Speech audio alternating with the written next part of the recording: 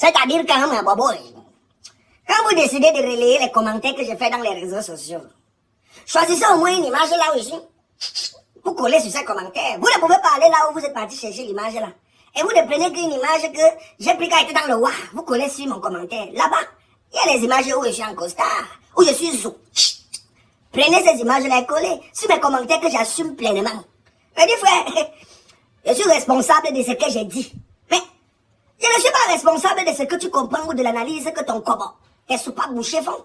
That's not my business. Tu comprends ce que je suis en train de te dire, non? Vous allez commencer à résoudre vos véritables problèmes dans ces pays lorsque vous comprendrez enfin que il est très important que lorsque vous faites une analyse, vous devrez vous défaire, vous détacher de tous vos liens fraternels, vos liens amicaux, de tous vos liens politico-sorcellico-sectaricaux, de tous vos liens religieux, de tous vos liens sexualicaux, de toutes vos appartenances ethniques, culturelles, communautaires, pour vous asseoir et faire ce qu'on appelle une analyse froide, de dire exactement ce que vous pensez, comme vous voulez bien le dresser, et en foutez-vous de la non-compréhension de ceux d'en face. Je vous canalise ici. Vous allez écouter, pas seulement pour écouter, mais vous allez écouter pour comprendre. Parce que vous passez le temps sur certaines pages où on vous amuse la galerie, en longueur de journée, vous ricanez, vous montrez vos dents jaunes non brossées comme ma passe, avec des mauvaises haleines, à ricaner toute la journée, sans rien comprendre de chaque contenu qu'on crée. Vous pensez qu'on se lève, on s'habille en costume, on met le ndop sur soi pour raconter des inepties dans les réseaux sociaux. Petit frère, si tu es un créateur de contenu, et qu'après avoir pondu 10 ou 20 vidéos dans les réseaux sociaux, tu te rends compte que les Camerounais sont d'accord avec toi. Mon Kamsen Lazare. Petit frère, c'est qu'il y a un problème. C'est que tu n'as pas encore commencé à travailler. C'est pour ça que je m'appelle le provocateur de conscience. Parfois la paix est bien, non? Mais il y a des moments où il faut faire la guerre. Il faut semer la pagaille quelque part parce que c'est uniquement lors des moments conflictuels que tu réussis à identifier qui est qui. C'est même parfois lorsqu'il y a conflit qu'on essaie de résoudre les vrais problèmes de fond. Tu ne peux pas être en paix avec les gens pendant toute une vie et tu crois qu'il n'y a pas de problème. Petit frère, on sait qu'il n'y a pas de problème lorsqu'on a résolu un problème. Donc il faut créer le problème pour pouvoir le résoudre. As-tu la capacité de résoudre un problème? Si tu n'as pas la capacité de résoudre un problème, sache que tu n'es pas en paix si le problème n'est pas encore arrivé. Chien. Vous connaissez la société dans laquelle nous vivons. L'environnement est civique, immoral. Est-ce que dans les villes du Cameroun, il existe des limitations de vitesse? Quand tu quittes Bonamoussadi, voilà l'Opom, est-ce qu'il y a une plaque qui t'indique à quelle vitesse tu es censé rouler? Non, ça n'existe pas. Quand tu quittes Bastos pour Minifem, est-ce que tu rencontres une plaque de limitation de vitesse quelque part? Ça n'existe pas. Chacun est dans le poula-poula. Chacun roule comme il veut. Les dépassements à droite, à gauche, en l'air, en avion, en hélicoptère, sous-marin, en souterrain, on s'en fout.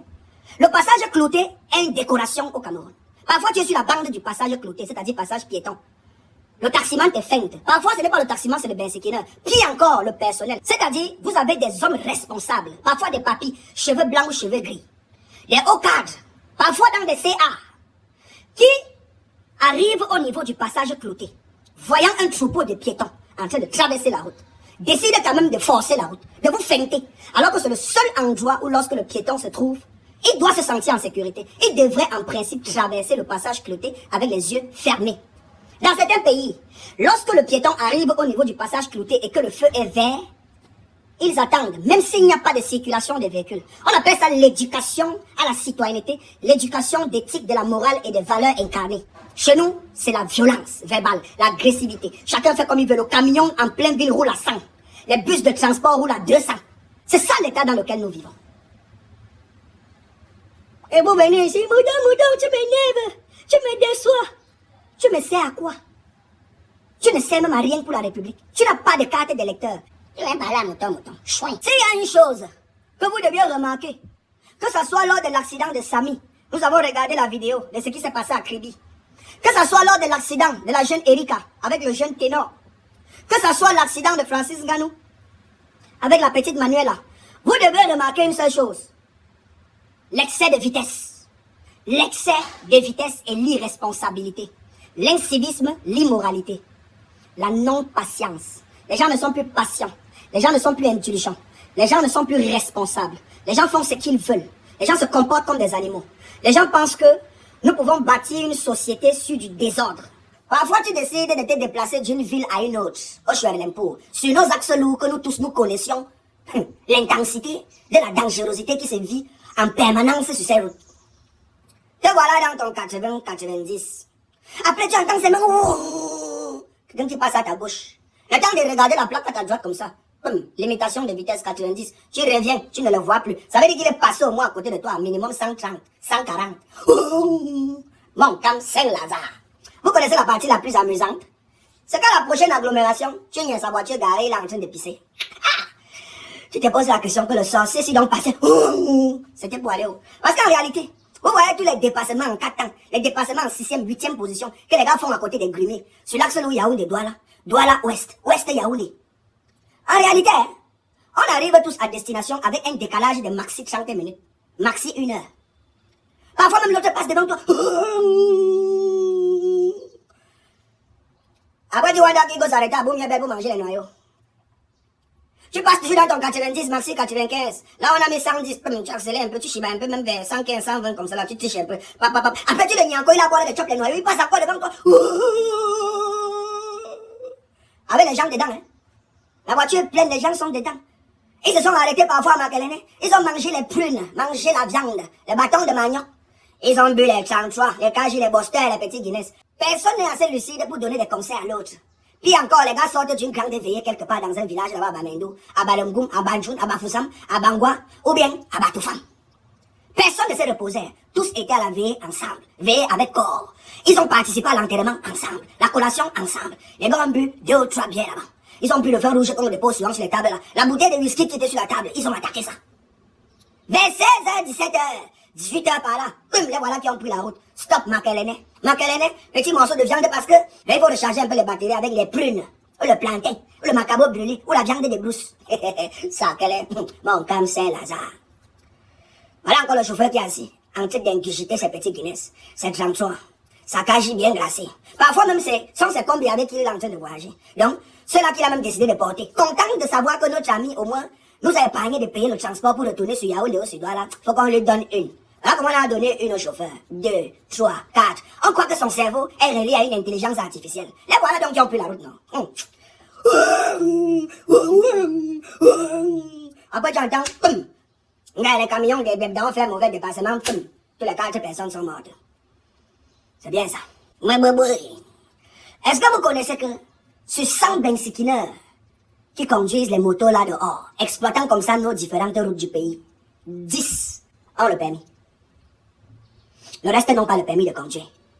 Ils ne connaissent même pas ce que c'est que le code de la route. Mais ils sont sur une route en train de zigzaguer. Les doublages à droite. Ils sortent des petites routes secondaires, embrassant les grandes ruelles. Ils ne savent pas ce que c'est qu'un stop.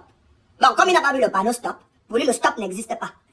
Même parfois quand il voit le panneau, il sort quand même de cette ruelle-là sans klaxonner, sans regarder ni à gauche ni à droite. Il embrasse ainsi la grande chaussée. C'est comme ça que parfois, le grumier passe sur ça comme la mâchoire. Non? Quand vous venez voir, on a coupé le pied, on a coupé le bras, parfois ça ne vit même plus. C'est au sol comme le chien que la voiture a cogné. C'est l'une des raisons pour lesquelles beaucoup de Camerounais ont perdu leurs jambes, leurs hanches. Beaucoup de Camerounais sont décédés au niveau du passage clouté. Ce qu'on appelle le passage piéton. Les bandes blanches que vous voyez à quelques mètres avant le feu. Les bandes blanches de sécurité, là où le piéton est censé traverser. Parfois, un répète donne la priorité que petit frère, je suis quand même allé à l'auto-école. Donc tu es la priorité, tu es l'être humain. Traverse, maf, le bensikineur te sort en plein doublage à droite. Chicotage. Il est mort. Programme des obsèques. Levé de corps à 14h30. Veillez sans corps au domicile des parents, des amis. Après tu entends, départ pour le village. Si tu es même dans le bus qui descend au village là, tu vas nier, non? Tu vas nier. Tu vas voir les voirages en route. Tu vas voir les voirages. Petit frère, vous connaissez alors la partie la plus dangereuse dans cette histoire que je viens de vous raconter. Vous connaissez pourquoi ça ne va jamais changer. Et qu'à chaque fois, on aura toujours ce genre d'incident qui va nous provoquer à venir ici sortir et donner nos différents avis qui est même parfois détesté par les autres et que nous on s'en fout. C'est le laxisme administratif, la corruption, le choco. C'est l'impunité. Un gars qui dit Yaoundé pour Douala, ou Douala pour Yaoundé, Douala pour Bafoussam, Bafoussam Yaoundé, Bafoussam Douala. Pour ne citer que ces petits triangles-là. Il sait que dans sa voiture, je n'ai pas l'instincteur, je n'ai pas la boîte à pharmacie, je n'ai pas le triangle, je n'ai pas la cale métallique, je n'ai pas tout ça. Bref. Les ceintures de sécurité de mon véhicule ne fonctionnent même plus. Il s'en fout. Il emprunte quand même l'axe au Douala, Douala. Parce qu'il n'ont qu'un. Peu importe le niveau d'interpellation qu'il y aura en route lourdée là. Son 2 colofap ne souffre de rien. Son 3 colos ne souffre de rien parce qu'il tombera forcément devant un ketou qui non seulement n'a pas un bon salaire. Un ketou d'abord que On envoie toujours travailler dans des conditions bizarres. Que tout d'abord, que tout le monde insulte d'abord, que lui peut-être qu'on la scène en route, comme punition. Que tous les jours tu seras en route. Petit frère, ce n'est pas la punition. La chèvre brute là où elle est attachée. Voilà la nouvelle devise du pays. Donc, père, travail, patrie, gardez d'abord ça de côté. Et vous mettez en avant le slogan selon quoi? La chèvre brute là où elle est attachée. C'est à cause de la chèvre qui brute là où elle est attachée là que les choses n'avancent pas au pays, petit frère. Mais boboy, imaginez un seul instant que le ministre des Transports se réveille demain matin et décide que, à partir d'aujourd'hui jusqu'à dorénavant, tous les Camerounais détenteurs d'un permis ou non, du moins ceux qui conduisent au Cameroun, seront dorénavant mis sur évaluation. À chaque fois que la prévention routière t'interpelle, on te pose une série de 20 questions concernant le code de la route. Petit frère, la moitié de la population perd d'abord son permis de conduire. Il rentre à l'école. Et la moitié de la population perd son permis de conduire et rentre à l'école. Parce que c'est trop grave. C'est trop grave. Et les gens qui restent chez eux, on vient les délivrer leur permis de conduire. Ah! Il y a même des engins qui existent au Cameroun dont les auto-écoles de notre pays ne délivrent pas de permis, des catégories de ces véhicules-là. Mais on a les chauffeurs qui conduisent les véhicules au Cameroun. Ils ont pris le permis là où?